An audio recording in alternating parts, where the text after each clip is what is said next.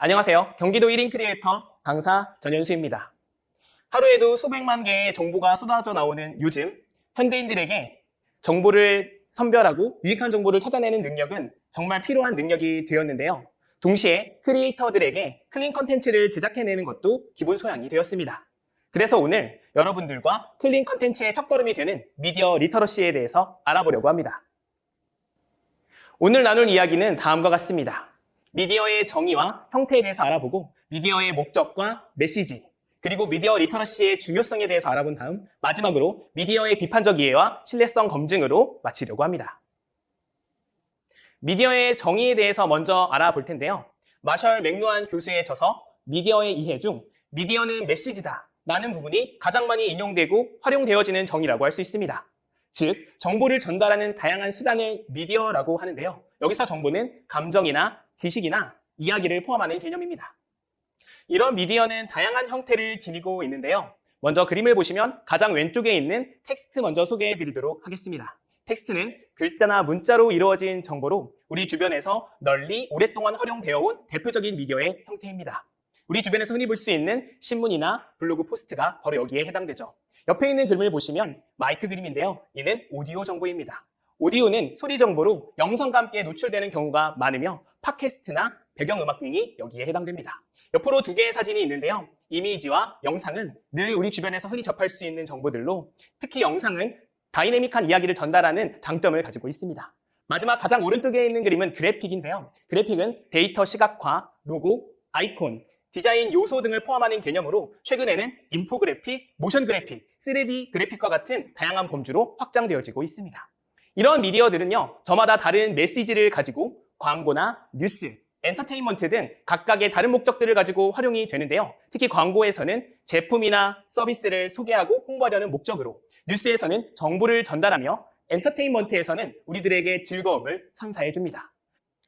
하지만 정보통신 기술의 발달과 스마트 기기의 보급으로 인해서 누구나 언제나 어디서든지 쉽게 컨텐츠를 만들 수 있는 환경이 도래하며 때로는 가짜 정보나 검증되지 않은 정보들이 우리 주변에 노출되는 경우들이 많은데요.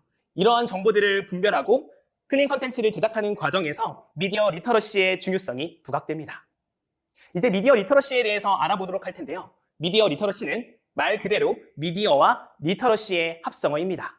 그대로 해석해보면 미디어를 읽고 쓰는 능력이라고 할 수 있는데요. 이러한 미디어 리터러시는 미디어가 발전하고 확대되어짐에 따라 그 의미도 점차 복잡해졌습니다. 소비자에게 미디어 리터러시는 미디어를 바르게 이해하고 분석하여 전달되는 정보를 판단할 수 있는 능력이고, 공급자에게는 여러 가지 메시지를 분석하고 다양한 형태로 만들어낼 수 있는 능력입니다. 커뮤니티에서는 미디어 리터러시를 통해 언어, 이미지, 소리를 공유하고 소통하는 능력으로 활용됩니다. 앞서 나온 내용들을 정리해보면 미디어 리터러시란 모든 형태의 커뮤니케이션 매체를 활용하여 정보의 접근, 분석, 평가, 창조, 행동할 수 있는 역량을 가리키므로 앞으로 영상 컨텐츠를 만드는 여러분들에게 기본 소양이 되는 것이라고 말할 수 있겠습니다. 그렇다면 미디어 리터러시가 왜 중요한지에 대해서 단편적으로 보여주는 사진 한 장을 소개해드리려고 합니다. 화면을 보시면 하나의 사건이 발생하였고 미디어를 통해서 그 사건이 노출되고 있습니다. 하지만 미디어에 담겨진 화면은 사건 전체를 대변하고 있지 못하고 있기 때문에 소비자들은 이러한 정보를 왜곡되고 편향되게 받아들일 수 있게 되는 것이죠. 여기서 바로 미디어 리터러시의 중요성이 부각되는데요. 그렇다면 이러한 미디어 리터러시를 함양하게 되면 얻게 되는 장점과 중요성에 대해서 알아보도록 하겠습니다. 첫째, 미디어의 발전과 변화에 적응할 수 있게 됩니다. 미디어 리터러시를 통해서 다양한 매체를 활용하고 정보를 이용하여 컨텐츠를 만들 수 있게 되는 것이죠. 둘째, 정보 과부하와 가짜뉴스에 대응할 수 있게 됩니다.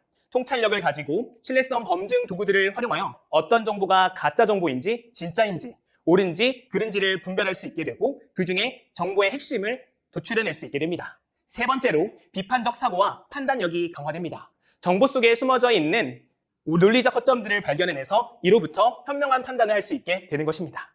넷째로 정보의 적극적 활용과 창의성 촉진입니다. 컨텐츠를 만드는 과정 가운데 정보를 찾고 발견된 정보를 융합, 창조해 새로운 정보를 만들어낼 수 있게 되는 것입니다. 마지막으로 의사소통과 문화적 이해, 다양성 존중에까지 미디어 리터러시는 큰 영향을 미치고 있습니다.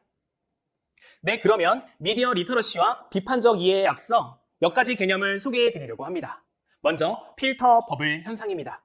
필터 버블 현상은 사용자가 본인의 관심사에 맞춰 필터링된 정보 안에 갇히게 되는 현상을 말하는데요. 우리가 인터넷에서 정보를 검색하다 보면 종종 이전에 검색했던 정보와 관련된 정보만 지속적으로 노출되는 현상을 발견하게 됩니다. 알고리즘이 사용자의 빅데이터를 활용하여 관련된 컨텐츠를 추천하고 광고를 노출하게 되는데요. 이로 인해서 우리는 보고 싶은 것만 보고 듣고 싶은 것만 들어 판단력이 흐려지고 확증 편향이 심화됩니다. 이 상황이 심화된다면 우리는 창의적인 생각을 할 수 없게 되고 때로는 다각적 사고를 할 수 없게 되어 컨텐츠 제작에 큰 영향을 받게 되죠. 다음 소개해드릴 개념은 가짜 뉴스입니다.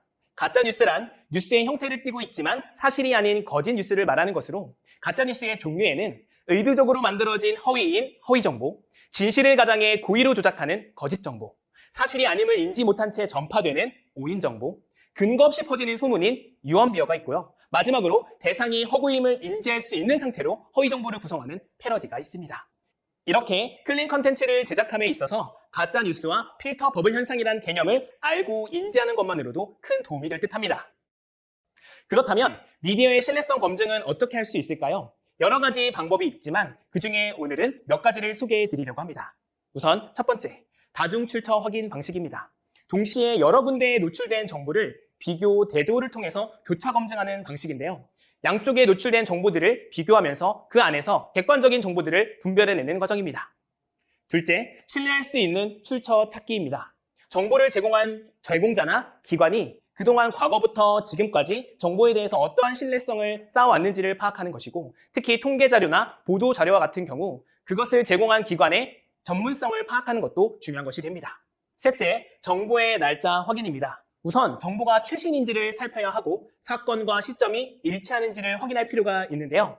가령 우리는 매체에서 같은 사진을 가지고 다른 시기에 다른 용도로 활용된 기사들을 많이 접할 수 있기 때문입니다. 넷째, 원본 소스 확인입니다. 이것은 정보가 처음 제공된 의도와 맥락을 파악하는 것인데요. 정보가 전달되어지는 과정 속에서 어떻게 변형되었는지를 알 수 있습니다. 그 밖에도 너무 감정적인 언어가 포함되어 정보가 왜곡되진 않았는지, 특정 사건이나 입장을 대변하고 있는지를 확인하는 것도 중요한 방법이 됩니다. 자, 이렇게 크리에이터로서 갖춰야 하는 기본 윤리이자 소양으로 미디어 리터러시에 대해서 알아보았고, 비판적 시각으로 신뢰성 검증을 하는 방법까지 살펴보았는데요. 앞으로 크리에이터로서 활동할 여러분들에게 클린 컨텐츠를 통한 건강한 미디어 사용과 건전한 컨텐츠 문화 확산을 기대해봅니다. 지금까지 경기도 1인 크리에이터 강사 전현수였습니다.